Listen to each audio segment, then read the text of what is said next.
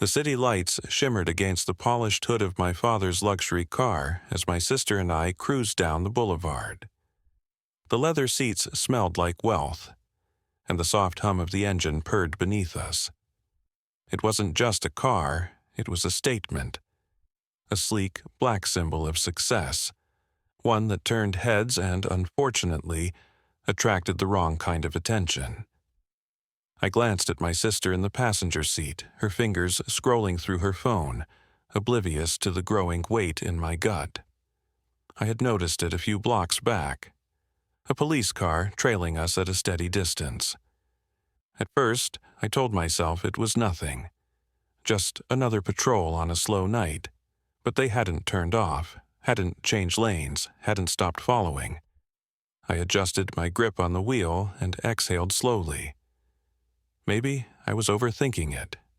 Maybe it was all in my head. But then the headlights behind us flickered slightly as the car crept closer. "You see that?" I murmured, keeping my voice low. My sister looked up, her brows furrowing as she turned her head. "Yeah," she said, "they've been back there a while." I nodded, focusing on the road ahead. The boulevard was wide, lined with high-end boutiques and five-star restaurants. People in designer clothes walked lazily along the sidewalks, completely unaware of the sudden tension inside our car. Then the blue and red lights flashed on behind us. My stomach sank. "Seriously?" my sister muttered, shifting in her seat. What did we do? I pulled over, my hands steady, but my heart hammering in my chest. The engine idled as we sat there in silence. "Just stay calm," I said, though I wasn't sure if I was telling her or myself. The flashing lights painted the inside of the car in rhythmic bursts of red and blue. My sister and I sat still, hands visible, just like we had been taught. I could hear my own breathing, steady but shallow, as the sharp crunch of boots on pavement approached my window. A firm knock on the glass. I swallowed hard before rolling it down.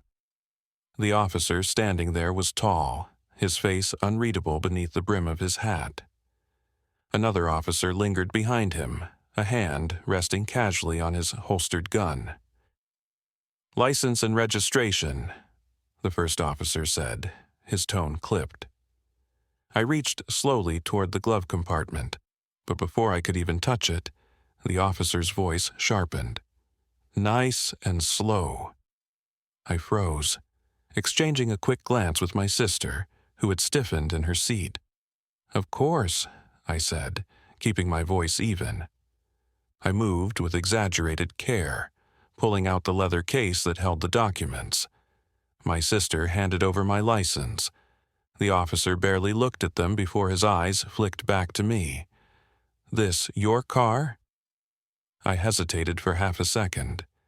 "It belongs to my father." That answer didn't seem to satisfy him. His partner shifted slightly, his fingers tapping the handle of his gun. "Your father, huh?" the officer repeated, glancing at my sister, then back at me. "And where exactly are you two headed?" I clenched my jaw but forced myself to keep my expression neutral. "Just driving home." The officer nodded slowly, as if considering whether to believe me. Then, instead of handing back my license and registration, he took a step back and muttered something into his radio. My sister leaned in, her voice barely above a whisper. "Why does this feel like an interrogation?" I didn't answer. I just tightened my grip on the steering wheel as the officers exchanged looks. The second officer took a step closer, peering into the car. "You been drinking tonight?" "No," I said firmly. "Any drugs?" "None." "Mind stepping out of the vehicle?" A cold weight settled in my chest. I glanced at my sister, whose fingers were curled into fists. We both knew we had done nothing wrong, but in that moment, I also knew that wasn't the point. The night air hit me as I stepped out of the car, cool but heavy.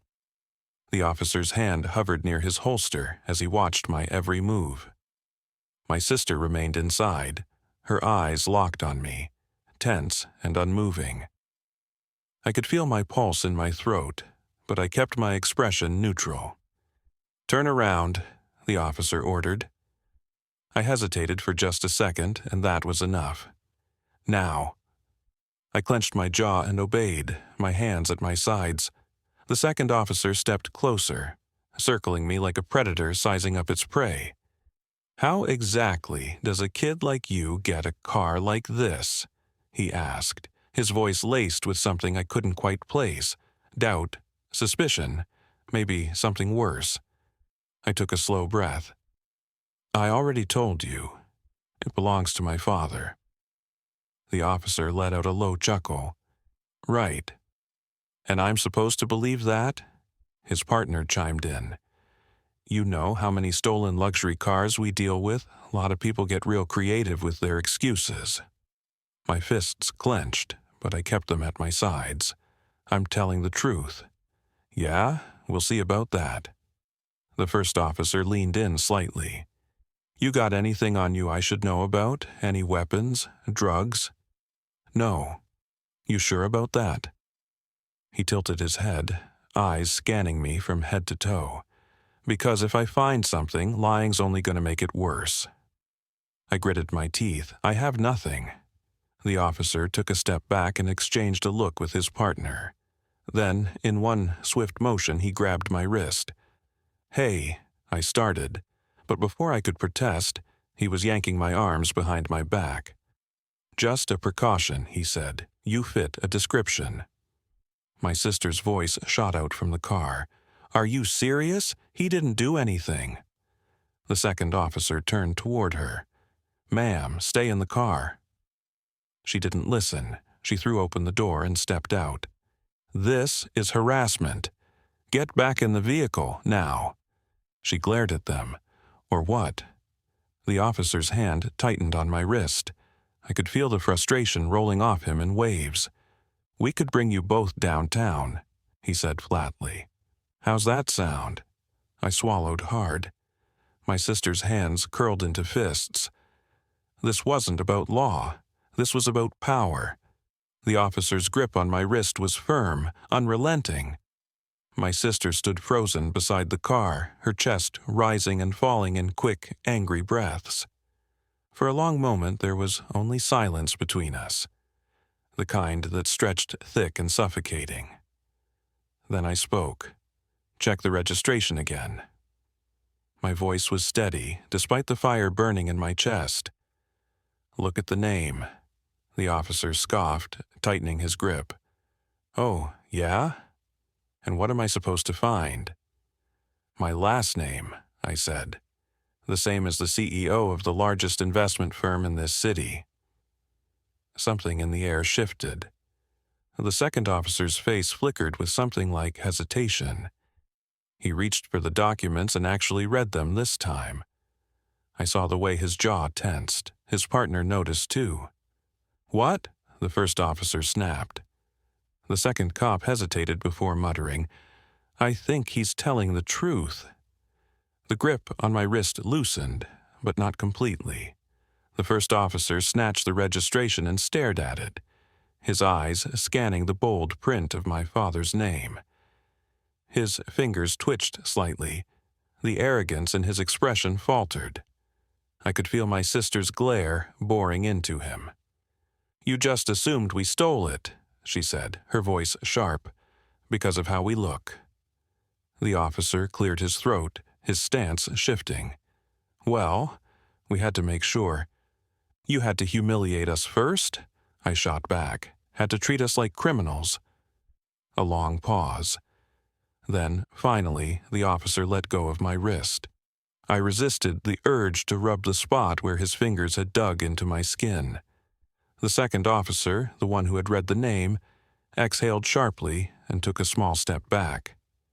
We were just following protocol." I let out a bitter laugh. "Protocol? Would this have happened if we didn't look the way we do?" Neither of them answered. My sister crossed her arms. "I think we should call our dad." That sent another wave of unease through them. The first officer's mouth opened, then closed, as if weighing his options. He looked at his partner, but the other cop wouldn't meet his gaze. The arrogance was gone now. All that remained was the uncomfortable realization that they had made a serious mistake. The silence stretched between us, thick with everything left unsaid. The officers stood stiffly, the weight of their mistake settling in. My sister's phone was already in her hand, the screen glowing as she scrolled through her contacts. The mere mention of calling our father had shaken them more than anything else. I took a slow breath, steadying myself. "This happens all the time, doesn't it?" I said, more to myself than to them. "You see someone like me in a car like this, and you assume the worst." Neither officer responded. My sister shook her head. "Do you know what that feels like?" Her voice was sharp, cutting through the night. "To always have to prove you belong?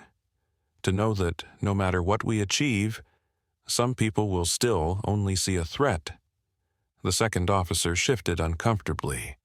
The first one, still gripping my registration, looked like he wanted to say something but thought better of it. I exhaled slowly. "We could make a complaint," I said, watching their reactions. "We could call my dad right now, and your boss would get an interesting phone call in the morning." Panic flickered in their eyes. My sister smirked. "But honestly, that's too easy." They frowned, confused. "The real punishment," I continued, "is knowing that you let your own biases make you look like fools." The first officer's jaw tightened, but he didn't argue because he knew we were right. My sister slid back into the car, tossing me a look. "Let's go." I stared at the officers for a second longer, letting them sit in their discomfort, then turned and got into the driver's seat. As I started the engine, the second officer finally spoke. "Look, we were just doing our job." I met his eyes through the side mirror. "Then do it better." And with that, I pulled away, leaving them standing in the flashing red and blue lights of their own mistake. As we drove in silence, my sister let out a long breath. "They'll think twice next time," she muttered. I nodded. "Maybe, but the fact that there even has to be a next time is the real problem. Because at the end of the day, this wasn't just about us. It was about every person who had ever been judged before they even had the chance to speak.